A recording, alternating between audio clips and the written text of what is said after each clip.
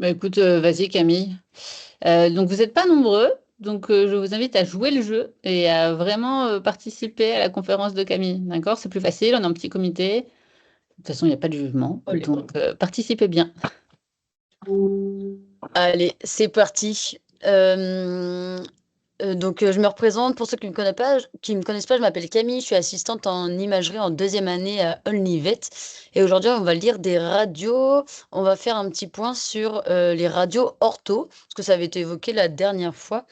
Donc j'en profite pour vous en montrer un peu. Et puis la toute dernière, elle sortira un peu du thème, puisque c'est la première radio d'émergence. C'est une de vos collègues qui me l'a envoyée c'est un cas sur lequel on a discuté, etc. Et puis du coup, je vous la montrerai. C'est l'occasion d'avoir des radios qui viennent de chez vous. Petit point sur les oui et puis, enfin, petite chose, importante, vous pouvez toujours m'interrompre à n'importe quel moment, n'hésitez pas à intervenir, il y a pas de souci. On est là pour répondre à toutes vos questions. Euh, je laisse toujours cette petite diapo de on n'oublie pas en radio, on fait toujours deux vues, on évalue toujours la qualité technique du cliché avant de commencer. Également, on fait un point sur l'état d'embonpoint de l'animal, on prend en compte son âge et sa race pour pouvoir mieux l'interpréter. On fait toujours bien attention au volume, au contraste qui peuvent nous faire enfin, pour aller dans la bonne direction par rapport au diagnostic différentiel. Nos 5 critères de description, c'est taille, forme, contour, localisation et opacité. Et puis on décrit toujours région par région ou organe par organe selon selon la zone regardée. Par rapport aux descriptions des lésions osseuses, on commencera par donner l'os qui est atteint, ensuite, la position sur l'os, donc diaphyse, métaphyse, épiphyse, éventuellement également si c'est articulaire. On rajoutera aussi tout ce qui est épiphyse, si ça atteint le cartilage de croissance. On décrira le déplacement de l'os. Le déplacement, on décrit le déplacement de l'about distal. Donc, par exemple, là, sur cette fracture humérale, on va décrire l'about fracturaire de l'humérus distal qui est relié au coude. C'est de lui qu'on va décrire le déplacement. Bien penser à notifier si la fracture est ouverte ou fermée parce que ça a un gros impact sur la prise en charge. Et on décrit également sa forme. Donc transverse, c'est vraiment perpendiculaire à l'axe de l'os. Oblique, donc on va avoir les obliques courtes qui sont en fait légèrement en diagonale, et puis les obliques longues qui vont venir vraiment faire un grand trait de fracture au niveau de l'os. Les spiroïdes, c'est les fractures particulières euh, en, en- par, par torsion un petit peu de l'os. Et puis les fractures en bois vert, c'est les fractures plutôt du veine, où on va vraiment avoir un os qui s'écaille un petit peu comme ça de tout du long. C'est pas toujours des fractures complètes. Oui, vous pouvez aussi penser à dire fracture complète ou incomplète. La plupart du temps, quand même, elles sont complètes. Et autre chose qui va être important, c'est si elle est simple ou esquilleuse. Souvent, on décrit donc simple, deux abous fracturaires. Esquilleuse, il y a deux à trois petits abous en plus. Multi-esquilleuse, il y en a plus de quatre. Et voilà, globalement. Il y en a qui utilisent le terme aussi comminutif, qui veut juste dire que ça va pas être possible de les remettre chirurgicalement avec une réduction parfaite. Donc esquilleuse ou communitif, c'est un peu selon celui qui décrit la radio, ça veut dire globalement sinon à peu près la même chose.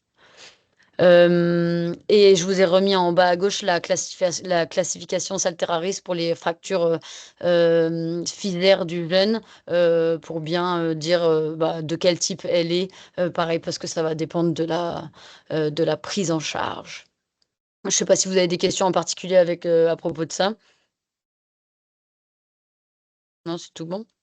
Est-ce qu'il y en a un qui veut décrire la radio, la fracture de l'humérus là qu'on a là, avec tous les critères qu'on vient d'énoncer?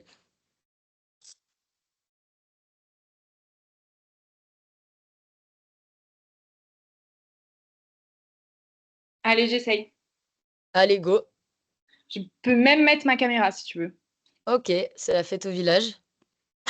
Comme ça, si je galère, tu le verras en direct. D'accord, trop bien. Alors attends, je reprends mes. C'est laquelle que tu veux? C'est la même en fait, hein. C'est la profil et la face de la même fracture. D'accord. Ok. Alors, qualité du cliché technique. Ok, pour les deux. Ouais, ouais. Âge en bon point, je sais pas si Ouais, c'était un jeune. normal. Oui, il était normal, ouais. Volume et contraste, ok aussi, je dirais. Ouais, on a quand même une augmentation des tissus mous. On le voit sur la vue de face, probablement lié à de l'hématome ou des contusions. Ouais, On voit pas ouais. trop. Ok, oui, il y a même un endroit qui est un peu chelou vers Avec une l'épaule. petite travée Ouais, hypoatteignante, là. Ouais. Ça, c'est probablement, je pense, soit du gras qui se superpose, soit ouais, des composantes d'œdème. ok, Mais je pense que c'est graisseux. ok. Ou alors de l'emphysème s'il y a des fractures ouvertes, mais sur lui, il n'y avait pas de plaie. Donc je pense que c'est graisseux, ouais. On le retrouve les travées Ah, un c'est petit peu là, de graisseux. part et d'autre. Ok. Je Ça pense, ferait ouais. pas genre présence d'air. Parce qu'on dirait qu'il y a vraiment Euh, genre un triangle. ouais, je suis d'accord. En fait, c'est les travées qu'on retrouve sur la vue de profil. On les voit vraiment bien là, tout du long ici. Ok. Ici également, ici également. Et je me demande si le triangle, du coup, il n'y a pas enfin, il n'y a pas un petit peu de superposition qui vient surajouter à cet effet-là. Le gaz, la plupart du temps, ça fait quand même plus des bulles euh, ou des choses plus irrégulières. Donc c'est pour ça que j'y pense moins en priorité sur ce chien. Ok. Alors, c'est l'humérus qui est touché Ouais. en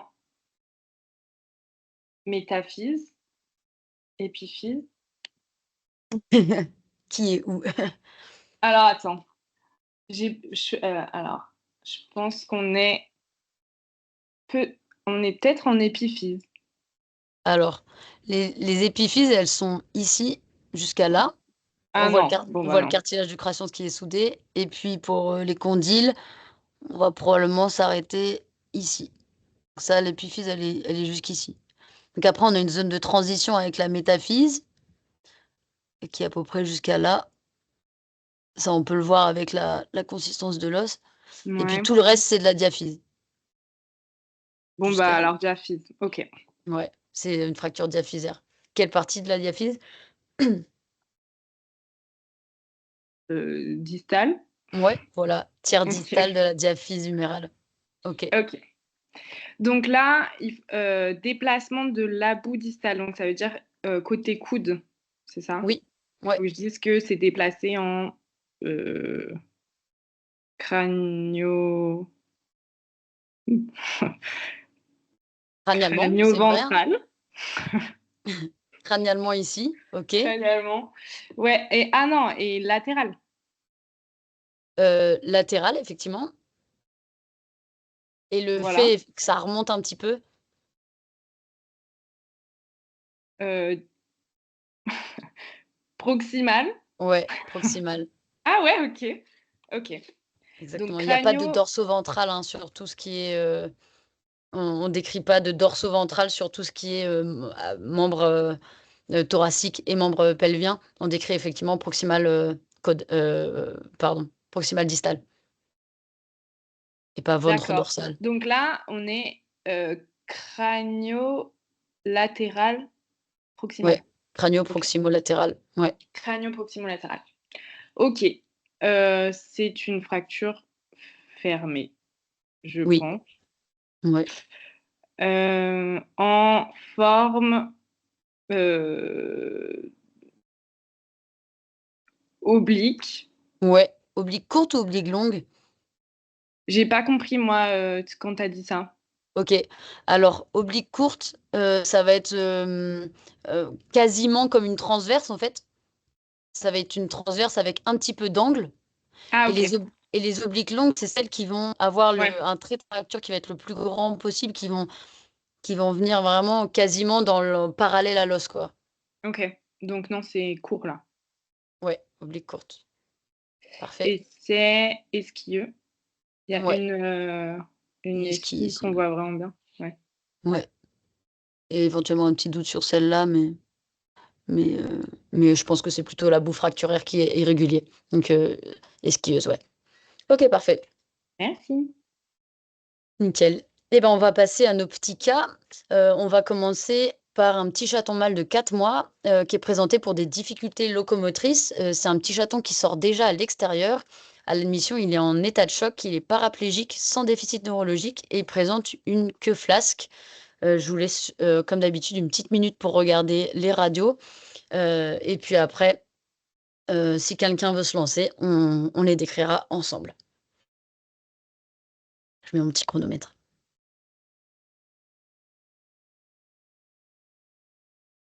Play.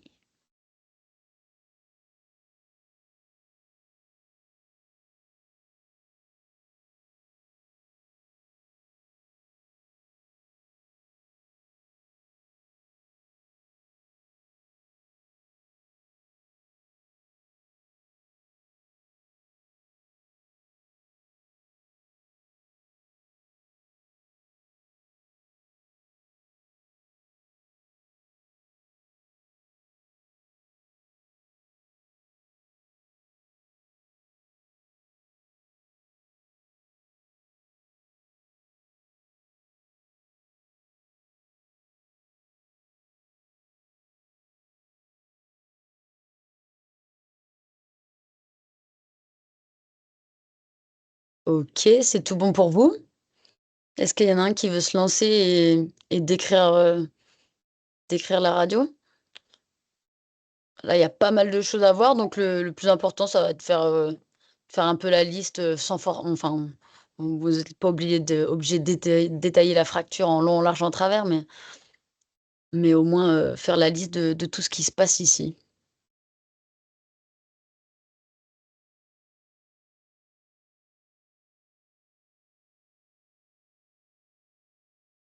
Qui se lance?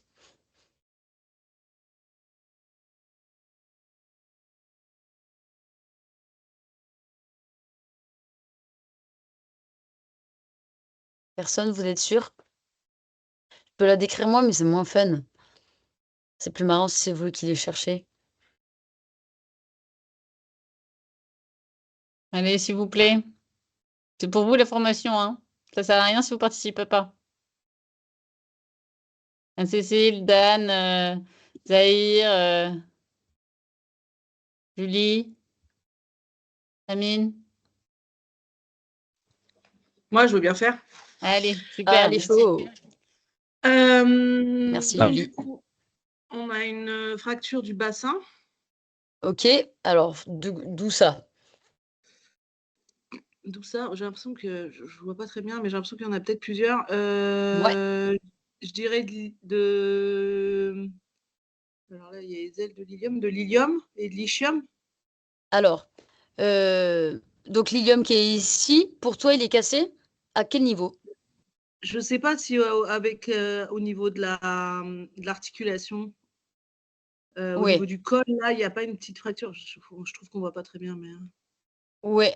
Effectivement, bon, il y a la superposition avec la queue qui Oui, est effectivement pas facile, mais il y a probablement effectivement une fracture ici au niveau de. Alors, ça va être difficile à dire, mais à mon avis, c'est plutôt des fractures du pubis.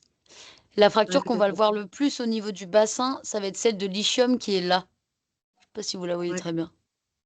De toute Ok? façon, le bassin, il est un petit peu décalé du coup. Ouais. Je sais pas, je dirais que c'est plutôt le côté gauche du coup qui est remonté. Oui, on va en fait, ce qu'on va décrire notamment dans les fractures du bassin et qui est hyper important à dire parce que ça change le pronostic pour le chat s'il y a pas d'opération, c'est la réduction de la filière pelvienne. Oui, Donc effectivement, parce que c'est là où il va y avoir le passage de sel, et quand on a des fortes réductions de la filière pelvienne, si on n'opère pas, on peut avoir de la constipation, traumatisme après la cicatrisation, et cetera. Donc effectivement, là, par rapport au déplacement, bon, le déplacement, il est essentiellement médial, en fait. de la partie caudale du bassin et notamment du coup de l'ischium. Et le plus important à noter, c'est avec réduction de la filière pelvienne. Ouais, je suis D'accord, ok. d'accord. Ok. Très bien. Donc, je dirais aussi, donc, on voit la vessie qui est présente. Ouais, Et pour moi, il y a aussi quelque chose au niveau de la jonction sacrum-queue. ouais. Alors, où Mais c'est alors, j'ai du exactement? mal. Alors, c'est sur la vue de profil. Ouais, Et j'ai du mal à savoir si c'est la dernière sacrée ou la première caudale. ok. Alors, qu'est-ce que tu peux faire pour t'aider? Compter, peut-être. Ouais. Allez, ici on a L7. Ouais. Je dirais que c'est la dernière sacrée, parce que là, on a la première sacrée, deuxième, troisième. Ouais. Pour moi, Effectivement, c'est c'est une... entre la deuxième et la troisième, c'est ça? Parfait. Ouais. Fracture sacrée S2, S3, avec un discret déplacement en fait dorsal de S3 Mm. et qui induit du coup une petite, enfin éventuellement une luxation ou subluxation sacro-coccygène. Parce qu'ici Ok, on voit ouais. que la vertèbre S3 et la première coccygène, elles sont pas tout à fait alignées du coup. Oui, effectivement, ouais. Ouais, parfait. Donc ça c'est important, hein, parce qu'on ouais, effectivement le bassin, sur le bassin, on voit tout de suite, il est en vrac. Pas se concentrer direct dessus. Il a aussi dans les commémoratifs une queue flasque, donc bien important d'aller regarder la queue, la colonne, etc. Parfait. Ok, quoi d'autre? Eh ben, quoi d'autre? Moi, je ne vois rien d'autre. Mhm. Alors sur le bassin, on les voit pas tout à fait bien, mais on va avoir des fractures du pubis aussi, Ouais. probablement, avec En ce fait, bout-là là, qui se... tout le milieu du bassin est cassé et ça remonte une partie, quoi. Ouais, exactement. Donc fracture de l'ischium, fracture, enfin ischiatique, et il y en a probablement plusieurs, fracture pubienne. On a dit la fracture sacrée avec la luxation ou subluxation sacro-coccygène. OK. C'est quoi les petits éléments minéraux ici, là? Ah, c'est exactement ce que Ensuite. j'allais te demander. Ah, est-ce que ça t'évoque quelque chose ou pas du tout?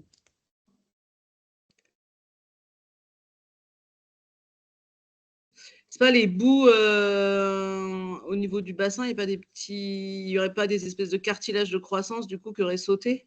Ouais, si, c'est exactement ça. C'est des centres d'ossification secondaires ischiatiques qui effectivement vont être désolidarisés là avec le choc. C'est exactement ça.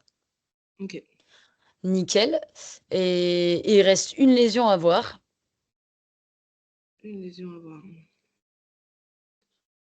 au niveau du bassin toujours.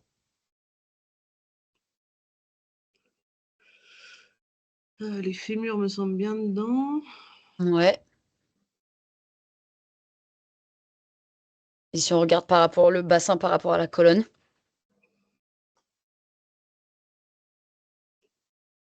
Le bassin par rapport à la colonne. Où Là, est-ce qu'il est attaché? Ah oui, il est descendu là. Enfin, normalement, il est un peu plus haut, il est plus au niveau du sacrum, là, il est plus. Non? Alors, il est bien au niveau du sacrum, puisque là, on a la vertèbre L7, et ici, on a S1, probablement Ah oui. S2, S3 ici. Donc, enfin, S1, S2, S3, je pense. Donc, il est bien attaché au sacrum. Enfin, il est bien en regard du sacrum, plutôt. Et là, on voit des fractures, en fait. Ça, c'est toujours, je trouve, hyper difficile à aller voir ces fractures-là, là, entre le sacrum et les ailes, là. Ici, Ouais. ouais, ça, je pense que c'est construit. Je pense Je que, trouve je que pense ça, c'est toujours difficile de savoir si ça a pété ou pas, quoi, à cet ouais. endroit-là. Tout, tu vois, la ligne, on la suit tout ici. Donc, Ouais. là, je Ouais, pense pas que ok. ce soit le cas. Mais par contre, qu'est-ce que tu penses de la jonction sacro-iliaque? Sacro-iliaque. Donc, l'aile de l'ilium, quand elle est rattachée au Oui, mais sacrum. c'est là, effectivement, il y a peut-être un trait de fracture, là. Eh ben, En- en fait, le trait qu'on voit là, au radio opaque à gauche, enfin à droite en fait, à gauche de la Ouais. radio, ça c'est tout à fait normal. D'accord, ok, ça c'est En normal. fait, c'est quand ta radio, elle est vraiment bien centrée et que ça va être pile poil dans l'axe de cet espace ici. Ça va faire un gros trait radio transparent, mais il n'y a pas de fracture ni de disjonction sacro-iliaque. Comment je le D'accord, mais sais? par contre, Vas-y, dis-moi.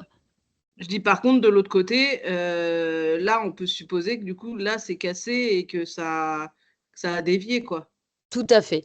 Et effectivement, c'est de l'autre côté où on a toute l'aile de l'ilium qui est avancée crânialement et on a une disjonction sacro-iliaque. Et c'est plus rattaché au sacrum de ce côté-là. Ok, Tout d'accord. à fait. Ok. Et à droite, c'est bien normal. Ce qui va nous permettre de le dire, c'est la continuité en fait entre le bord médial là, de l'ilium et le sacrum. Il faut vraiment qu'il n'y ait pas de décalage, pas de marge d'escalier, etc. et pas d'angulation anormale. Ok. Ici, on voit le sacrum, il est là, Oui. alors que mon bord de l'ilium, il est là, il est complètement décalé. Ok, Ok. parfait. Eh Merci. ben, c'est tout bon pour moi, chef, hein. Fracture S2, S3, la luxation discrète sacro-coxylienne, la DSI, donc disjonction sacro-iliaque à gauche qui est en orange ici, les multiples fractures de l'ischum et du pubis en rouge. En orange, on avait tout ce qui est au niveau sacré. Et puis la désinsertion des centres d'ossification secondaire ischiatique, comme tu en avais parlé, par rapport au fait que c'était notamment un chaton. Ok. Nickel. Tu Bonne sais ce qu'il est liste pour devenu, celui-là. ce chaton? Oui, il a été euthanasié, Ouais. malheureusement, parce que Mm. les proprios voulaient pas faire les frais et par rapport à au déplacement du bassin, etc., je crois qu'on lui avait Ouais. laissé 24-48 heures de spit et ça l'avait pas fait et donc ça Ok. s'était arrêté là. Ouais, ça finit souvent comme ça. Ok, merci. Pas de souci.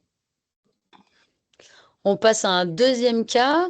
Camille, Oui, dis-moi, ouais. j'ai une question sur les fractures de bassin. Ouais, Euh, je viens vérifier avec toi parce que dans mon tutorat, on m'avait dit que les fractures sur les bassins, elles étaient toujours, enfin, il y en avait toujours au moins trois. Est-ce oui, ouais. que tu es d'accord? Enfin, est-ce que c'est ça? Multiple, ouais. Le bassin, c'est un cadre. C'est vraiment un rectangle en cadre. Et donc, effectivement, si ça casse à un endroit, il faut que ça casse, ça casse. Alors, trois, je sais pas. En tout cas, enfin, ça dépend si tu prends les disjonctions sacro-iliaques dedans ou pas. En tout cas, un minimum deux. Parce que tu peux avoir par exemple, les disjonctions sacro-iliaques, elles peuvent être tu peux en avoir une de chaque côté et le cadre, le rectangle reste normal, mais par contre, bah, tu n'as que deux fractures qui sont pas des fractures, mais des disjonctions. Et là, dans ce cas-là, tu n'en as que deux, quoi. Mais oui, multiples. Sinon, il faut que ça casse à plusieurs endroits. Je suis d'accord. Ok, ok, merci.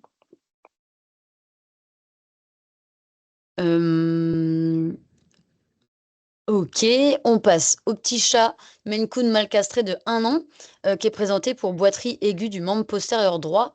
Il n'y a pas de traumatisme qui est rapporté, c'est un chat qui vit à l'intérieur. Il a un score corporel de 4 sur 5 et il a une boiterie sévère gradée à 5 sur 5 du membre postérieur droit, une hyperthermie à 39,3. Je vous montre les radios, je remets mon petit chronomètre et on en discute après. Je vous laisse une petite minute pour les regarder.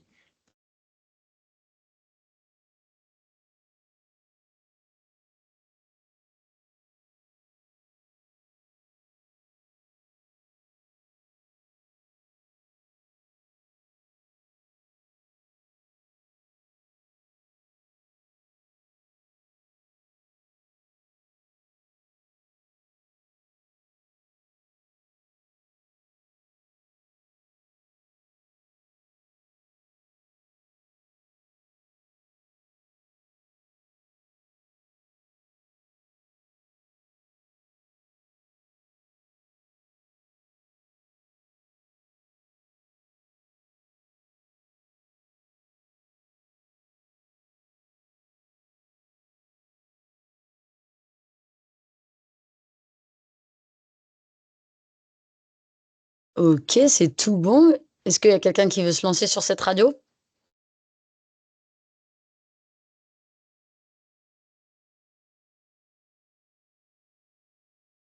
Même si vous le sentez pas, que vous voyez pas grand-chose, ou que vous voyez c'est bizarre, on peut en discuter, hein. C'est OK.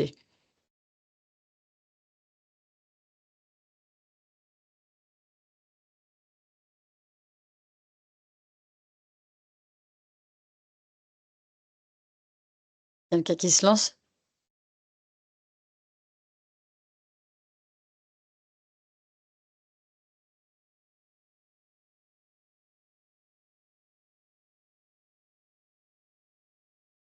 Allez, je vais pas vous citer un par un. Même ceux qui ont déjà participé, si vous voulez vous relancer, vous pouvez.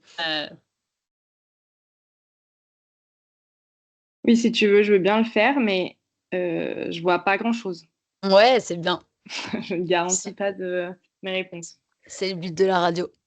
Alors, Merci Mathilde. donc, un Maine Coon, donc grand chat, Ouais, un peu gros. un peu gros. Gros. Ok, race, volume, contraste. Alors, les clichés sont pas très bien pris. Enfin, je trouve qu'on voit pas bien autant en profil qu'en face. Genre de Qu'est-ce face, le bassin est pas droit, la colonne non plus. Ouais, Genre les genoux, ça va pas non plus. ça va pas du tout, ouais, je suis Non, ça va d'accord. pas du tout. Enfin, c'est pas. C'est moi qui les ai faites, ces radios, donc je le prends un peu personnellement, mais ça va. Pardon. Non, je rigole. Ben bon, peut mieux faire quoi. Je note. Ok, voilà Ouais. sur tout ce que je peux dire. Et j'ai l'impression, mais peut-être que, enfin, au niveau contraste, j'ai l'impression que ces os, ils sont pas très Dense, denses, tout à fait. ouais. Ça, c'est un mauvais contraste, surtout sur la face, tu trouves, non? Ouais, sur la face, oui, ça fait moins. Enfin, quoique profil aussi, hein, Ok. surtout un des deux. Mais ouais, enfin, j'ai l'impression qu'on voit à travers, quoi. Ouais. Ça, c'est probablement les réglages et le contraste. On voit, on a un peu d'artefacts avec des lignes un petit peu ici, là, surtout, enfin, tout du long de la radio. La radio, elle est peut-être un peu trop tapée ici. On voit pas les contours de la queue et tout ça. Donc, c'est pour ça qu'à mon avis, ça t'apparaît un petit peu plus radio transparent que d'habitude. Et le fait qu'on voit une différence entre les 2 fémurs là, par exemple, Ouais, c'est la superposition des tissus mous. C'est-à-dire qu'il y a plus de muscle qui est superposé sur, ce fémur ici, qui est le plus caudal ok. par rapport à celui qui est le plus Ah oui, crânial. Petite, ok. info par rapport à, notamment, le droit et tout, la profile elle est assez droite, hein, le bassin il est assez bien. Oui, Le fait qu'on ait décalé les fémurs, et enfin les postérieurs, ça on le fait systématiquement parce que ça nous permet dans les suspects fractures bassin de pas louper justement des fractures hautes du fémur et même en fait ce qu'on faisait, c'est qu'on notait quel membre était lequel. ok. Donc on notait quel membre était le plus caudal, quel membre était le plus crânial pour savoir, latéraliser et bon sachant que de toute façon on allait le retrouver sur la face, hein, mais ça pouvait donner des indications parfois. Et par contre effectivement, ouais, sur la vue de face, elle est tordue, je suis d'accord. OK. Ok, bon, ben, en discutant un peu là, j'ai un peu plus regardé. Ouais. J'ai l'impression que le col du fémur droit Ouais, est fracturé. Enfin, qu'il y a une ligne ouais. Alors, dis-moi ce que tu vois, plus ouais. marquée. Alors, qu'est-ce que je vois? Eh ben, vraiment au niveau de la... Oh, punaise, c'est de l'anatomie là. De l'acétabulum. Ouais, voilà, Ouais. exactement ce que Alors, tu me montres là. l'acétabulum, il est ici. Donc là, on est Et dans le col du ouais, fémur. ouais. OK. Ben là, je vois une ligne de fracture. Une ligne Bon, radio-transparente, effectivement, un ouais. petit peu élargie au niveau du col des fémurs, à droite. OK. Anatomiquement, pour toi, elle se trouve où? Épiphyse, physe, métaphyse, Ah, diaphyse? putain, tu l'as expliqué tout à l'heure en plus. Je pense que on est sur de l'épiphyse. Oui. Alors, tu as de la chance parce que ça fait partie de ça. L'épiphyse, elle est ici, on est d'accord? On voit le cartilage de croissance ici, là, qui est en train de Mm. se solidifier, qui a même quasi fini de se solidifier. Et anatomiquement, de l'autre côté, en fait, on est pile poil sur ce cartilage de croissance. Ah, ok, donc c'est une saltararis? Eh ben, on va en discuter. Parce que ce chat, il a 1 an. Donc alors, c'est un chat de grande race, effectivement. mais pour une saltéraris, ça fait un petit peu tard. Et surtout, il n'y a pas de traumatisme rapporté. Donc, comment on appelle une fracture sur laquelle il n'y a pas de traumatisme rapporté? Tu nous l'as dit? Non, Ah, je ne sais pas. c'est une fracture spontanée D'accord. ou fracture probablement spontanée pathologique. Ok. Ça veut dire qu'il y a un processus sous-jacent qui fait que sans traumatisme, il s'est passé une fracture. Ce processus sous-jacent, ça peut être plein de choses, hors ce contexte-là, hein, du col fémoral. On peut avoir des maladies métaboliques, notamment l'hyperparathyroïdie, qui fait une ostéopénie généralisée. On peut avoir aussi des fractures spontanées sur des tumeurs osseuses. Donc effectivement, ça peut arriver sans traumatisme. Avec de Et l'ostéoporose, on peut? je pense, oui. Après, de quel mécanisme, faudrait se renseigner, mais je pense, oui. Voilà. Après, là, on est sur une pathologie en fait qui est très précise. Je ne sais pas s'il y en a certains qui connaissent. Ça s'appelle le glissement épiphysaire. En fait, ça va être une entité vraiment à part où, alors le mécanisme n'est pas très bien connu, mais en gros, où on va avoir des fractures spontanées du col du fémur au niveau de la FISE. Ça va être souvent chez les jeunes chats d'intérieur, en surpoids, particulièrement les siamois et les Maine Coon. Et ça arrive sans traumatisme. La plupart du temps, il y a de grandes chances qu'il fasse de l'autre côté, parce que c'est une pathologie qui est souvent bilatérale. Et en fait, on a vraiment une disjonction de la FISE avec la métaphyse. Le diagnostic différentiel de ça, tu l'as dit, c'est une saltéraris. En gros, c'est qu'il y ait eu un choc qui puisse faire comme ça une fracture à cet endroit-là.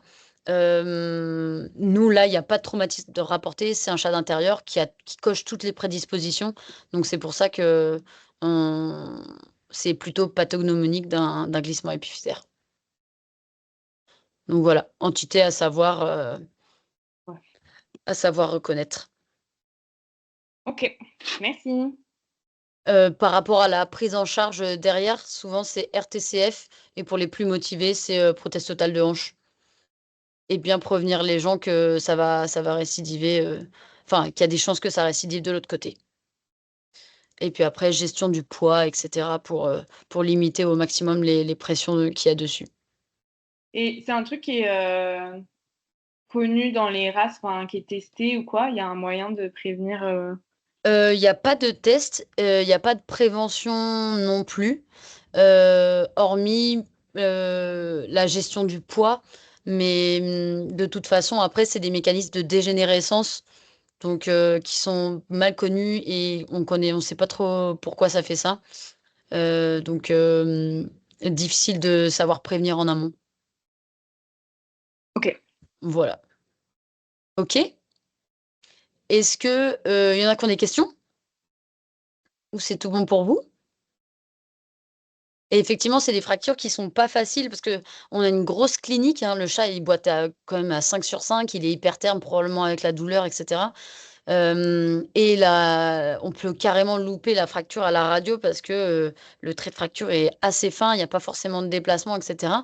Pour ces fractures-là, ce qui est conseillé, c'est de faire une vue en grenouille, comme je vous ai mis là à gauche.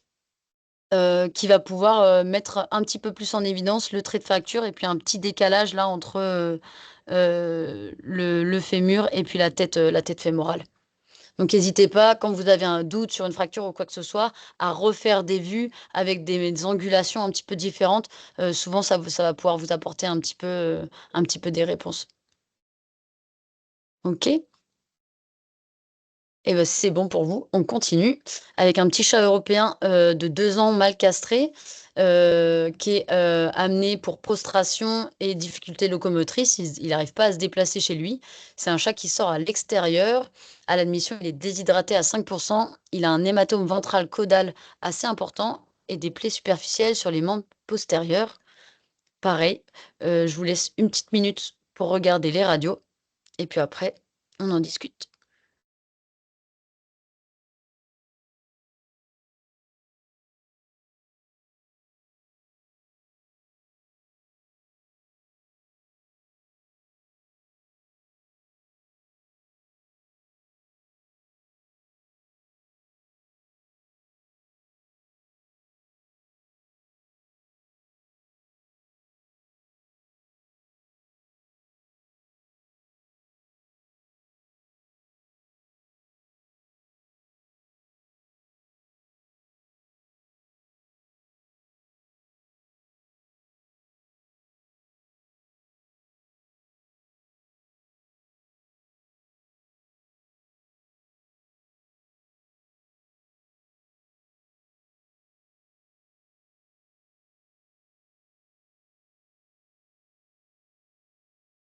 OK, ça fait une petite minute.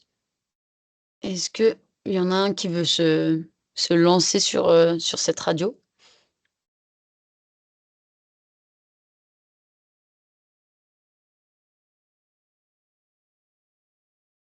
Qui est pas super, super facile, mais on va prendre le temps de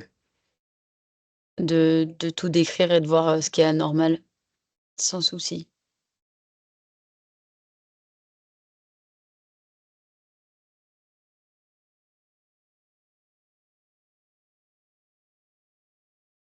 Allez, qui se lance? Ça va le faire, promis.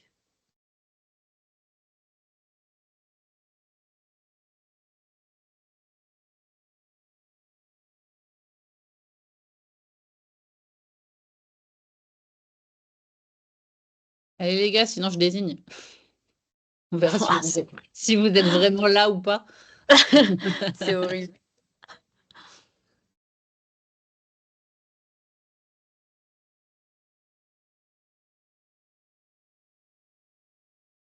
Non, personne en vrai? Allez Dan, vas-y, ouvre ton micro. Vous m'entendez? Ouais, allez. Ouais. Ok, Merci Dan. je suis pas très inspiré. Bonjour. Ouais, c'est OK. Bah peut-être le truc qui me entre guillemets saute aux yeux, Ouais. mais bon c'est parce que peut-être vraiment je cherche quelque chose.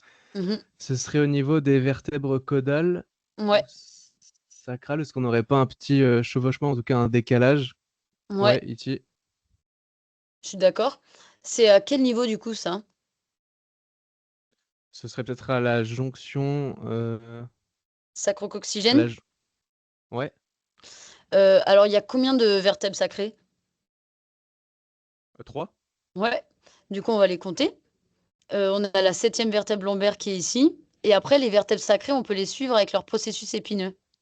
Ok, Donc 1, 2 et 3. Et après, ok, celle-ci, c'est la première coccygienne. ok, d'accord. Donc c'est les sacrés.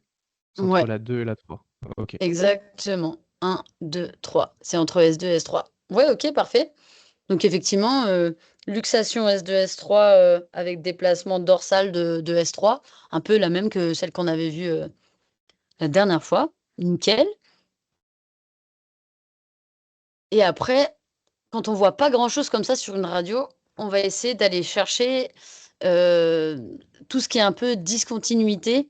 Donc que ce soit au niveau plus particulièrement de la colonne vertébrale ou du bassin, notamment au niveau de la jonction sacro-iliaque, parce que c'est là souvent où, on «rate le plus» entre guillemets de fractures, où elles sont le moins visibles.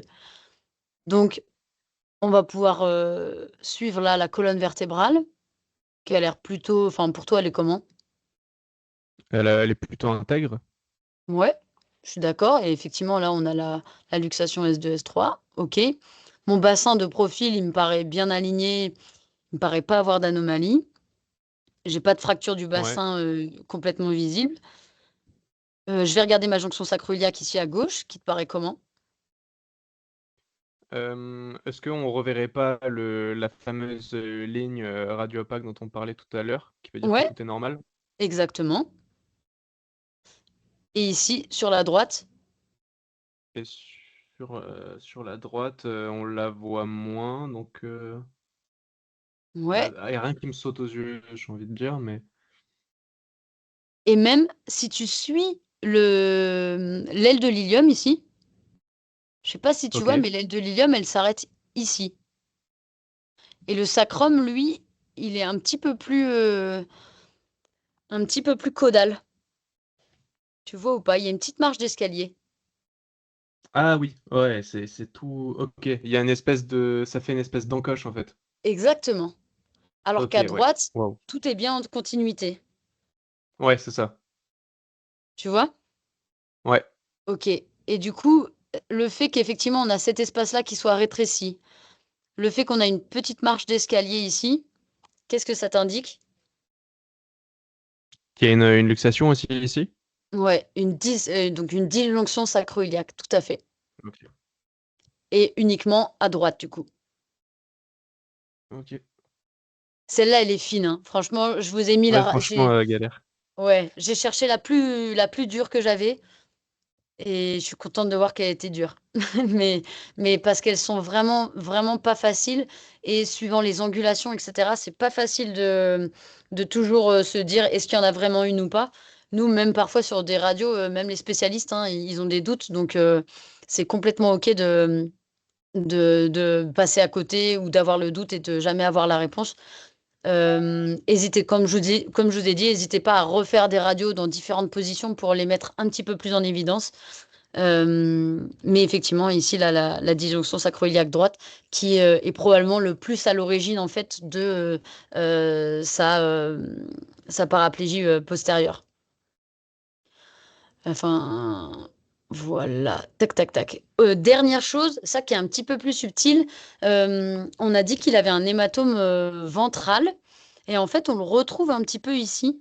Tous les tissus graisseux, normalement, l'opacité de la graisse, c'est vraiment plus gris clair, là, comme ce qu'on voit en dessous. Et gris foncé, pardon. Et ici, on a une radio-opacité un petit peu augmentée de la graisse. Et puis, on voit avec ces travées là, un petit peu radio-opaque à l'intérieur. Alors attention aux travées parce que ça peut être également les poils, mais on a quand même une opacité généralisée qui est augmentée et ça c'est compatible avec des hématomes, enfin l'hématome ventral qu'on visualise. Et la dernière chose, c'est quand on suit la paroi abdominale ici, on a en fait une perte de visualisation de la paroi abdominale entre donc le pubis et ici, hein, l'extrémité du pubis, le pecten pubis, il est juste ici. Et jusqu'à la moitié de la vessie, on a une perte de visualisation de la paroi abdominale et on a une perte de contraste également dans la région. Donc ça doit vous faire suspecter soit un hématome vraiment très important dans la région, voire une rupture de la paroi abdominale avec possible hernie abdominale. Surtout qu'on a le côlon qui est un petit peu décalé. Vous savez, normalement, le côlon, il est bien au niveau de la colonne vertébrale et puis il va partir vers la gauche faire son point d'interrogation. Ici, on a une petite déviation vers la droite du côlon. Et ce déplacement d'organes-là, il peut suggérer un engagement de la graisse dans la hernie qui tracterait du coup un petit peu le côlon vers la droite. Ici, on voit quand même pas de hernie franche, mais c'est à suspecter. Et il se trouve qu'au scanner et à l'échographie abdominale, elle sera confirmée. Il y avait une rupture de la paroi abdo sur ce chat. Ok? Elle est pas Ok. facile celle-là, hein. Elle est vraiment pas facile du tout. Je vous ai remis un petit peu les images avec du coup la luxation S2, S3, comme tu l'avais dit, la disjonction sacro-iliaque et puis la rupture de la paroi abdominale avec les contusions hématomes. Ok, merci beaucoup Dan de t'être jeté à l'eau sur cette radio pas si facile. On va De rien. passer au cas suivant. Camille, Ouais, il y a une question dans le chat sur ouais, la pardon. prise en charge de cette disjonction sacro-iliaque. Et moi, j'avais une question, donc il y a la prise en charge, et j'ajoute, est-ce que la clinique enfin, est-ce qu'ils sont toujours non ambulatoires? Parce que la clinique peut nous aider un peu sur des cas comme ça. Ouais, la plupart du temps, quand même, sur des disjonctions sacro-iliaques, vous aurez effectivement des animaux qui vont boiter sévèrement, voire ne pas se déplacer, voire être paraplégiques, effectivement. Donc, la clinique, elle est indicative parce que on a souvent des lésions assez marquées, enfin, une clinique assez sévère et à la radio des lésions qu'on ne voit pas trop. Et c'est pour ça qu'il faut vraiment aller bien regarder en profondeur. La plupart du temps, ouais, ça leur fait une instabilité du bassin et c'est super douloureux. Et par rapport à la question sur la prise en charge, l'idée, c'est d'aller. La prise en charge idéale, elle est chirurgicale avec stabilisation, en gros, de la disjonction. Je pourrais pas vous redire précisément ce qu'ils font, mais il me semble qu'ils mettent un clou ici pour stabiliser le bassin. Et donc, idéalement, effectivement, prise en charge chirurgicale.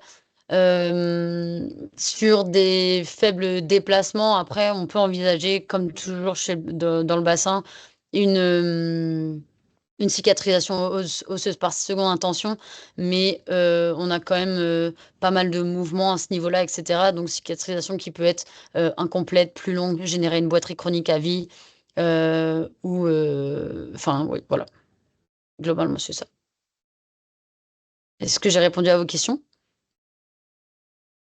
C'est tout bon? Oui, merci. Pas de souci.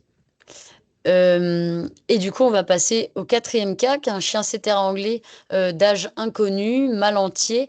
C'est un chien qui est amené par la SPA. À l'admission, il est non ambulatoire. Il a été trouvé en décubitus latéral dans la rue. Nous, on le reçoit en état de choc et paraplégique. Je vous laisse regarder la radio. Je vous laisse la regarder une petite minute.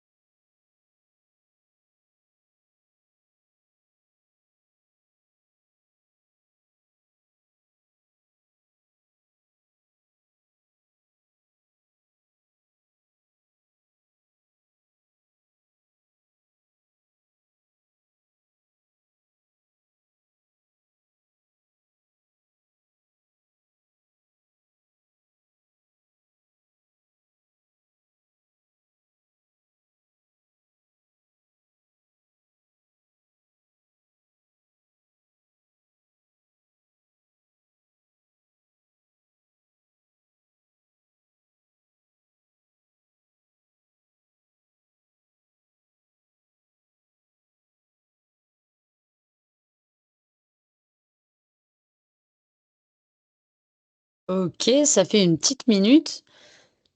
Est-ce qu'il y a quelqu'un qui veut se lancer sur cette radio? Ok, donc on a qu'une seule radio pour celui-ci. Enfin, on en a deux en réalité. Et la deuxième, je vous la montrerai après, mais on n'a qu'un profil de la colonne vertébrale. Est-ce qu'il y a quelqu'un qui veut se lancer et y aller? Et de toute façon, je lui montrerai la deuxième radio et on en rediscutera après.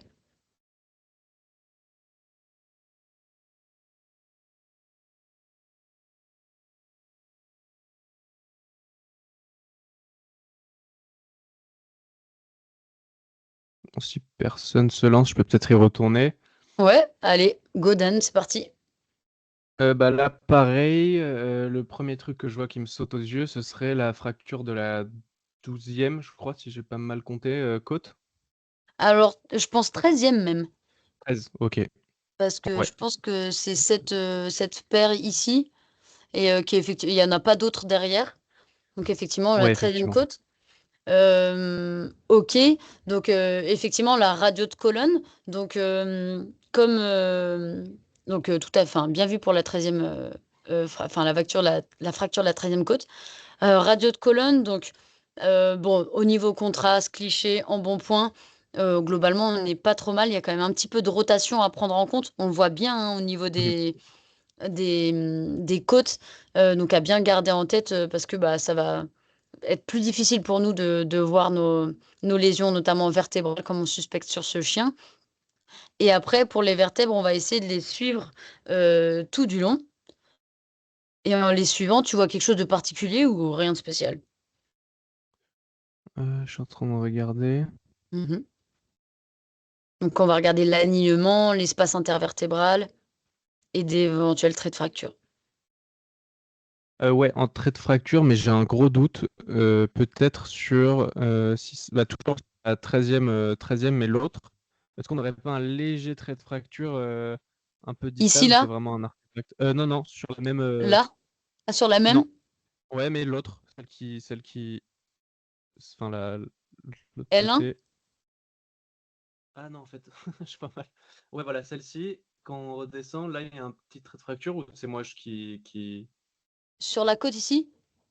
Ouais, quand on descend encore. Ah, sur Ouais. la côte là? Ouais. Je pense que, tu vois, tu as ton côlon derrière Ah oui, c'est avec juste la un petit peu de gaz dedans. Je pense que c'est un petit peu de gaz entre les selles et ta paroi du côlon. Pourquoi je suspecte pas de fracture ici? Parce que j'ai une super belle continuité entre mes côtes. Enfin, tu vois, entre les corticales ici, là, elles sont bien continues. J'ai pas de déplacement, j'ai pas d'angulation anormale, etc. Ok, C'est rare d'avoir une fracture aussi nette, plus la superposition derrière avec le côlon. Effectivement, à mon avis, c'est plus de l'air dans le côlon. ok, d'accord. Ok? Et sinon, pour ce qui est des vertèbres, peut-être au niveau... c'est vrai que l'espace intervertébral est quand même très fin. Il fait des rétrécissements, peut-être 13, 12, 11, Bah, 10, 9, 8. Ouais, voilà, entre la 8 et la 9. ouais. Après, effectivement, donc je suis d'accord, hein, qu'on a l'impression que l'espace est un petit peu rétréci. Après, on a plein de superpositions en plus Mm, dessus. Mon animal, il est un petit peu en rotation, donc je vais avoir un doute ici éventuellement. En tout cas, rien évident à ce niveau-là. Surtout qu'il y a une rotation, mais que c'est peut-être pas forcément très droit, on le voit. Donc c'est peut-être juste Ouais, l'angle qui fait ça, de la ouais, colonne. exactement, exactement. Ok, mon chien, il vient pour une paraplégie. Bon, clairement, il est non ambulatoire en état de choc. Et il a plus de nociception. On a vraiment des déficits neurologiques sévères sur ses postérieurs. Qu'est-ce que tu penses de cette radio par rapport à comment elle est tapée dans sa localisation? En fait, ma question c'est dans quelle localisation tu cherches Ah oui. ta fracture vertébrale par Pardon. rapport à ça, par rapport à la clinique du Euh, chien? c'est vrai qu'on cherche, enfin moi je chercherais plutôt plus distal, on va dire, sur de la colonne, si jamais ça concerne les membres postérieurs. Peut-être chercher une éventuelle, je sais pas, bec d'oiseau ou un signe évident de déplacement ou un truc comme ça. J'irais pas dire hernie parce qu'on verrait pas grand-chose à la radio, je pense. Ouais, exactement. Mais la radio, là, elle est tapée un peu trop crâniale, hein. On va jusqu'à Ouais, C5 ouais. ici, alors que clairement, ma lésion, neurologiquement, elle est plutôt en T3, S3, quoi. Ce serait, Donc, ouais, c'est ça. C'est vrai que c'est étonnant. j'ai pas besoin de taper toute ma colonne en entier. Et même, il m'en manque, hein, parce que là, j'ai L1, L2, L3. Probablement, il part ici le début de L4. Donc, il faut que j'aille jusqu'aux premières vertèbres, jusqu'au sacrum, pour pouvoir bien avoir tout en entier. Et donc, je vais vous montrer la deuxième radio qu'on a tapée sur ce chien.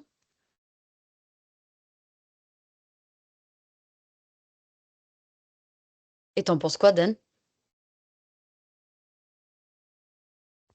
Là, effectivement, après, est-ce que c'est parce que c'est entouré en jaune et du coup, bah, c'est tout de suite, mais là, Ouais, on a quand même c'est une fracture. On dirait que la vertèbre, elle est fragmentée, quasiment. ouais. On a effectivement une fracture vertébrale qui est sur quel espace, du coup? C'est-à-dire? C'est Enfin, une c'est, fracture de quelle vertèbre? je dirais thoracique. Pardon, waouh. C'est les Lombaire, vertèbres. oui, Ouais. ouais. Et laquelle quand tu les comptes? Euh, Tu peux soit partir de la septième en bas, soit de T13 avec sa côte cassée. Et ouais, c'est puis, ça, je partais de l'autre.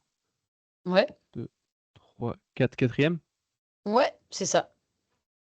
Fracture de L4, effectivement. Et elle est déplacée dans quel sens? Elle est déplacée. C'est dans quel sens? Soit crânial, soit caudal, ou plutôt Bah, latéralement ou... dans l'axe que tu veux. Dans Bah, je les dirais axes que tu veux. crânial. Ouais, elle est déplacée crânialement, donc avec un rétrécissement de l'espace intervertébral ici, et également dorsalement. Ouais. On voit qu'elle remonte un petit peu dorsalement, et donc probablement qu'elle fait interruption dans le canal vertébral, et Ouais. d'où probablement une forte compression médulaire, probablement en plus avec une composante hémorragique autour, qui nous donne du coup des signes neurologiques très, très sévères. Ça colle. Ok. Ok. Je te remonte la première. C'est juste pour vous dire que ça, c'est ce qu'on appelle les corner lesions. Tu sais, c'est les lésions qui sont vraiment tout au bout de nos radios. C'est pour ressouligner l'importance de bien regarder sa radio en entier et de bien faire, de bien tout, ouais, tout aller regarder, tout identifier, puisque la fracture, on la voit déjà sur cette radio-là, en fait, hein, tout en extrémité de la Ok. radio. On voit donc notre fracture de côte. Donc déjà, on se dit, ah, le choc, il a dû être par là. Donc c'est effectivement intéressant d'aller chercher dans cette région. L1, L2, L3 et L4, là, on voit qu'il y a clairement une anomalie. J'ai l'impression d'avoir une superposition ici. J'ai pas mon bord de la vertèbre qui commence normalement. Donc en fait, on pouvait Ouais. déjà suspecter cette fracture sur la première radio qui avait été tapée, même si effectivement, la radio qui a été tapée, bah, elle est mal positionnée, parce qu'elle prend les vertèbres cervicales alors qu'il n'y en a pas besoin. On peut commencer direct à partir de T3, quoi. Éventuellement T1 pour pouvoir les compter toutes les unes après les autres et pouvoir bien savoir où est-ce que c'est. Donc effectivement, la fracture de côte T13, on ne peut pas la latéraliser parce que il nous faudrait la face, en tout cas ce serait plus facile. Et avec la fracture vertébrale, d'ailleurs j'ai mis du 7, 6, 5, 4, j'ai mis du corps de L3, mais c'est bien L4, hein. Pardon, je me suis trompée. Voilà, ok.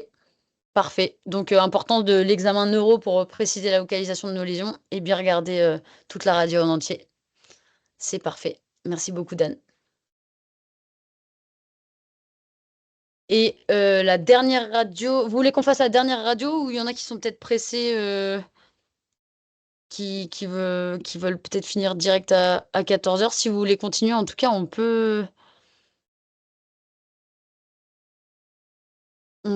continuer. Je vois une autre question sur la radio abdo. La masse intestinale est très crâniale. Ça devait être sur les radios du chien. Ici, là.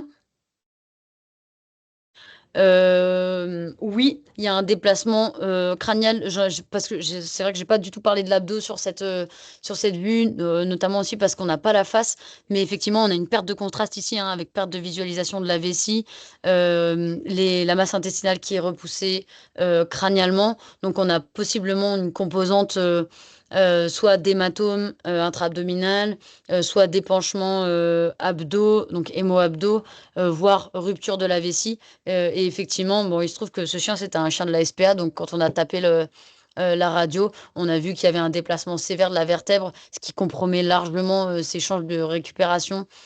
Et en plus, qui veut dire aussi chirurgie extrêmement lourde, etc., avec faible chance de récupération. En fait, ce chien, après, il a été directement euthanasié, donc on n'a pas poussé l'investigation, notamment pour tout ce qui était côté abdos. Mais je suis d'accord qu'en abdos, il y avait des choses également et qu'il aurait fallu une écho à minima ou sinon une radio de face pour pouvoir préciser un petit peu ces lésions-là. Je suis tout à fait d'accord. Ok.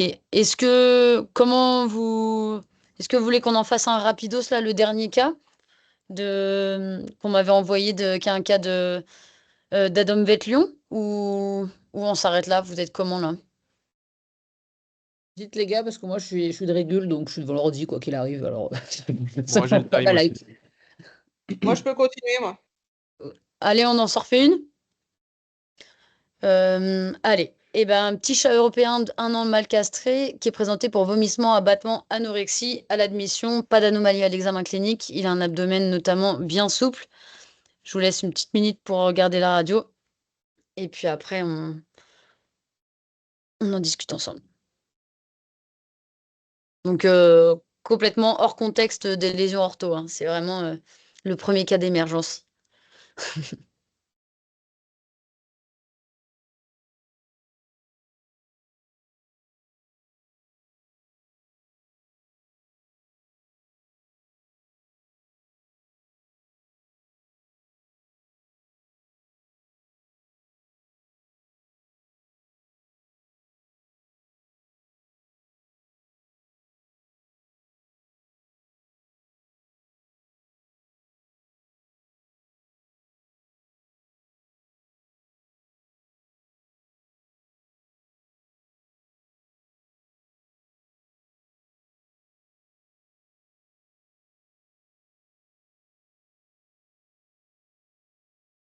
Ok, ça fait une petite minute. Est-ce qu'il y en a un qui veut se lancer dans l'interprétation de cette radio?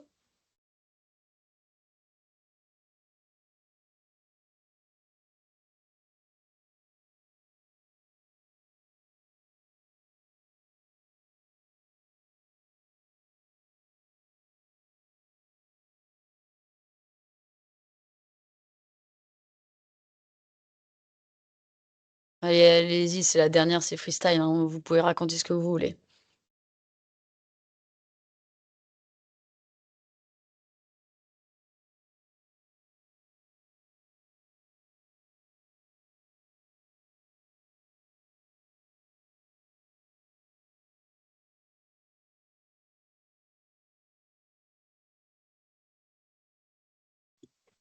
Et Non, personne? les gens qui étaient motivés pour continuer. Soyez toujours Allez-y. motivés. Allez-y, on va y aller ensemble, ça va le faire. Bah, je veux bien le faire encore une fois, mais bon, ça fait beaucoup. T'en as pas marre de monopoliser le temps de parole, Mathilde Oui, Chapelet? c'est ça, je veux pas monopoliser la parole, hein. Non, mais il n'y a pas de souci, si personne d'autre veut y aller. Je t'en prie. Bon alors, qualité radiographique, ok. Ouais. Alors, état d'embonpoint, il y a un peu de gras, mais enfin, c'est la taille de son abdomen qui est impressionnante, Oui. qui n'est pas Il y liée a... à l'état d'embonpoint, je pense. Ah oui? Alors, comment C'est on du l'évalue, gras. l'état d'embonpoint? Ben, j'aimerais bien passer une sonde écho. Alors, il y a avec le foie, le Oui. ligament. Ouais. Et effectivement, alors déjà, son foie passe. Je sais pas s'il est en position normale ou pas. J'ai l'impression qu'il dépasse un peu trop des côtes, mais. Du cercle de l'hypocondre, ouais. Et puis, il a les bords un petit peu arrondis, je suis d'accord. Et il a un ligament Falciforme. falciforme. Ouais. Très. Mais c'est du gras, ça. Ça, c'est du gras. Là, on a D'accord. affaire à un bon chat gras. Ah oui, donc c'est ouais, c'est du gras. Parce que je me disais, mais si c'était du liquide, on est d'accord qu'on verrait pas, enfin, il n'y aurait pas de contraste comme ça. Ouais, exactement. Tout serait flou parce que le liquide a la même opacité que les anses intestinales, que le foie. Ouais, ok. Même Donc, radio-opacité. il est juste énorme, quoi. Ouais, il est juste énorme. C'est ça. Et en D'accord. fait, on voit dans son abdomen, il y a un super bon contraste. On Ouais, arrive à individualiser un petit peu les anses, les reins, on les voit super bien. Tout ici, là, qui est en gris foncé ici, tout c'est ça que est du sur le gras. côté également, c'est que du gras. On D'accord. voit, hein, c'est la même opacité que ce qu'on retrouve en sous-cutané, Ok. dans son gras Ok. sous-cut. Bon. Donc, nous avons offert un beau chat gras. Ok. Après, quand je regarde les os, euh, sur la face, Ouais. il manque un bout de côte, j'ai l'impression, à gauche. Mais c'est juste moi qui vois pas bien. Tu vois ce que je veux dire? La dernière, non, de l'autre côté. Là, Ouais. ah, je pense que c'est parce qu'il est un petit peu décalé vers la gauche. Tu vois, sa colonne, elle part un petit, elle est pas tout à fait droite. Tu trouves que c'est pas la même longueur, c'est ça? Bah non, mais je vois pas le petit bout raccroché. Oh là là, c'est de la Ah oui, sternette. La sternette? Non. oui, la jonction costochondrale. Voilà, tout à fait ça. Enfin, ouais, ouais. Et ici, alors, je pense que euh, on la voit très légèrement là. Je pense que c'est juste une histoire d'angle, Ok. mais je pense qu'elle est rattachée. Après, c'est possible que ça le soit pas, hein, ce qui serait pas très très gênant d'ailleurs, mais Ouais, ok. je Bon, pense qu'on c'est voit un pas. tout petit trait fin ici qui est ça. Ok. Bon, alors, sinon, au niveau abdos, je me Mhm. rappelle de ta formation, la première Ouais, à l'étranger. ok. Donc, si je remonte le côlon, ça m'a l'air normal. Donc le côlon, Euh, effectivement, on le voit là, là, là, ouais. là, et jusqu'à peu près là sur la vue de profil. Attention sur la face, je ne sais pas si vous avez remarqué, mais la gauche est à gauche, alors que normalement, on regarde tout le temps les radios dans l'autre sens. Et du coup, mon côlon, il est inversé. Il part Ah, ici sur la gauche et il ok. termine ici à droite avec son point d'interrogation à l'envers. Oui. Ouais. Mais côlon, ok. Ouais. Côlon, ok. Par contre, les autres anses, enfin, en fait, il y a plusieurs populations d'anses, à la Ouais. fois liquidien et aérique, et j'ai l'impression qu'il y en a qui sont vraiment dilatées, qui sont très dilatées en ventral, notamment. Ouais, cette gros anse-là, là, ce Ouais, tube. ouais. Tout à fait. Ok. Donc, écoute, Ce qui te laisse suspecter quoi? un corps étranger ou ouais. Un Iléus, en Un tout cas. Iléus, ouais. Ouais. J'avais peur de dire une bêtise. Un Non, Iléus, c'est sûr. Ouais. un ileus mécanique, donc accumulation en fait de liquide et d'air en amont d'un corps étranger intestinal obstructif. Ouais. Ok, parfait. Ouais, et donc tu l'as dit, le critère, c'est 2 populations denses, effectivement. C'est l'une normale. Donc en fait, les anses normales, elles sont ici, hein. Je ne sais pas si vous voyez le petit tube ici qui est bien normal, qui a une forme, qui a une taille en tout cas usuelle. Et puis à côté, une anse qui est sévèrement dilatée. Si on la mesure, cet angle, cette anse, si elle est supérieure à 12 millimètres, c'est significatif chez le chat d'une obstruction. Là, probablement, à mon avis, que c'est le cas, hein. J'avais pas, malheureusement, du coup, je pouvais pas la mesurer comme c'est des radios qu'on m'a envoyées, mais c'est probablement le cas. Ok.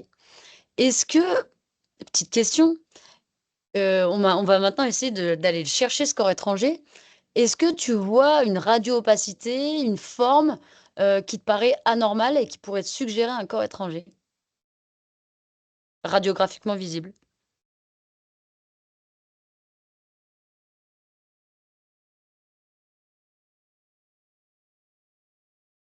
J'espère que c'est pas la radio que j'ai vue.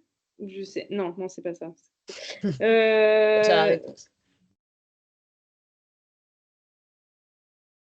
Bah non, non, j'ai pas la réponse. C'était sur un chien, je crois, moi, ce que j'ai vu. Non, non, franchement, je vois pas. Je crois pas, hein. J'ai envie de regarder mes photos. Non. Ok, alors petit indice. Est-ce que tu vois une forme géométrique radiotransparente?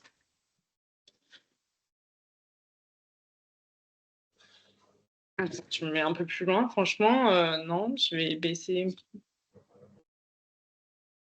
Et à côté du foie? Par ici? Non, en bas du foie, là. Je sais pas, mais c'est peut-être le retour de l'intestin. Oui. Là, ici, ou là? Non, là où tu étais avant, ouais. Ici? Ouais, on l'a en coupe transverse. Et effectivement, je pense qu'après, il continue ici même. Donc en fait, je pense qu'il fait une boucle comme ça. Mais en fait, en radiotransparent, on le voit un petit peu sur la vue de face ici. Je sais pas si vous voyez tous ma souris, mais on voit un petit rectangle en amont du gaz là. Et c'est quand même super anormal que le gaz se mette en mode petit carré comme ça. Ok. Après, quand j'observe du coup une structure géométrique comme celle-ci, je vais aller regarder sur ma profil, est-ce que je la retrouve? Et pas très loin de ce que vous m'avez décrit, on a effectivement aussi une structure géométrique rectangulaire radiotransparente ici. Alors c'est pas facile effectivement parce qu'on a un petit peu de gaz en amont, un petit peu de gaz en aval. Et du coup, ça le délimite pas très bien, mais c'est quand même un petit peu douteux. Et il y a autre chose, il y a une forme encore plus rectangulaire ici, pareil de gaz, qu'on retrouve en coupe transverse, qui fait un petit carré également sur cette anse-là, la lance super dilatée. Ok. Honnêtement, c'est super fin et c'est pas du tout facile à voir. L'avantage, c'est que sur ce chat, ils ont refait des radios 9 heures plus tard, que je vais vous montrer. Et est-ce que là, ça vous apparaît un petit peu plus clairement? Ah ouais. Ouais, là, on voit plus les carrés, quoi. Ouais. Voilà. Là, on voit vraiment plus les carrés. Donc, bon, il y a toujours un petit peu de gaz dedans, mais vous voyez, le gaz, quand il est dedans, il prend vraiment plutôt une forme arrondie, parfois une forme de bulle, mais il a toujours un contour assez arrondi. Alors que là, on va vraiment avoir des éléments qui sont très géométriques délimités, qu'on va retrouver effectivement dans l'abdomen crânial moyen droit, ici également, qui effectivement nous font penser là directement beaucoup plus facilement à des corps étrangers qui sont visibles radiographiquement. Et on a toujours cette anse qui est super, super dilatée. Et effectivement, signe d'obstruction. On le voit encore mieux là, parce qu'on voit vraiment bien l'anse super dilatée. Puis à côté, on a toutes les petites anses normales. On voit, elle fait quasiment le triple d'une anse normale, hein, l'anse qui est dilatée. Il y a de l'air dans l'estomac, là? Et il y a de l'air dans l'estomac ici, ouais, tout à fait. Probablement secondaire à de l'aérophagie ou sinon une composante de gastrite parce que du coup, ton estomac avec l'iléus, il va se remplir d'air et de liquide et faire une stase gastrique un petit peu importante. Tout à fait. Et là, on délimite très bien le côlon, hein. L'avantage sur ce chat, c'est qu'il est gras. Donc, on est sûr que le gaz, et notamment les objets radiotransparents qu'on voit, ils sont bien dans des anses intestinales et pas dans du côlon. Mais Parfait. attends, ça veut dire que c'est gazeux, là? C'est-à-dire où? Bah, les carrés rectangles, là, pour les voir noirs comme ça. Ah, oui, c'est radiotransparent. Alors, précisément, il me semble que c'était des morceaux de jouets. Je ne saurais pas te dire si c'est la matière qui fait ça ou si effectivement ils contiennent tellement de gaz. Mais par exemple, tu peux avoir des corps étrangers qui sont vides à l'intérieur, qui peuvent faire ce genre Ouais, d'apparence radiographique. Des ok. corps étrangers cavitaires, quoi, et dans lesquels Oui, le oui. liquide ne rentre pas. Voilà. Ouais, mais on s'attend pas à ce que, enfin, sur un corps étranger, j'aurais pas pensé que ce soit ce contraste-là. Mais bon, de toute façon, vu Radiotransparent, la ouais. forme, c'est bon. Mais effectivement, la transparence. La radio-opacité Ouais. est pas usuelle, ouais, totalement. On s'attend plutôt à avoir quelque chose de radio-opaque. Mais on peut avoir tout à fait les deux. OK? Eh ben, bien joué. Vous l'auriez envoyé au bloc et c'était bien le cas.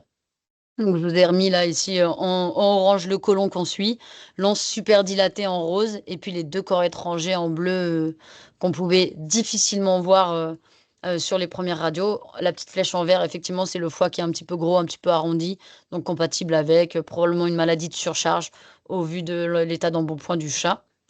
Et puis effectivement, on les retrouve avec les anses super dilatées, sur, les radios de contrôle 9 heures plus tard. Tout bon. Et il est allé au bloc opératoire à Dom-Vetlion et il s'en est sorti. Et on Mais n'a il pas les était photos des jouets. On n'a pas les photos des jouets, je suis désolée. Sur J'y sur cette pensais. vue-là, on voit bien le côté un peu rectangulaire, c'est rigolo. Ouais, vraiment Et le le joli. chirurgien a dû se marrer avec tout ce gras. Ouais, Ça devait être très marrant. C'était qui? c'était Audrey Lucas. Mais Donc, elle nous l'a pas mis sur le. Ça me dit rien. sur le groupe? Bah, je crois pas, si vous l'avez vu passer Ouais, les non, mais autres, Faire les mais ça animaux me dit gras rien. en chien. ouais.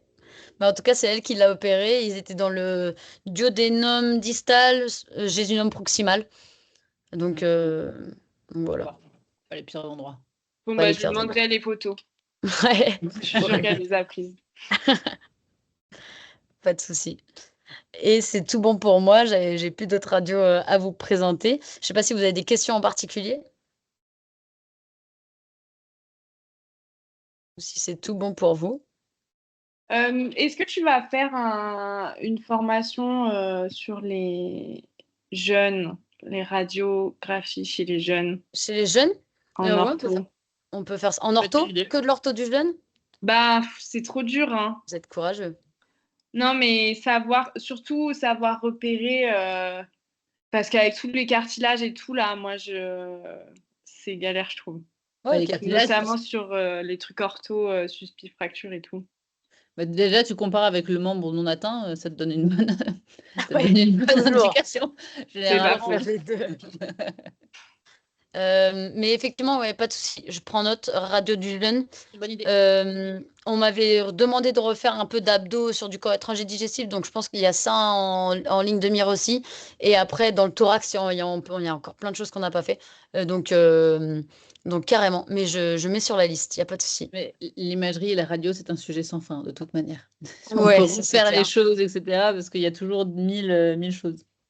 Et 1000 sujet questions, principal de nos conversations, cas clinique émergence, hein, quand même. Ah oui, non, mais toujours les radios.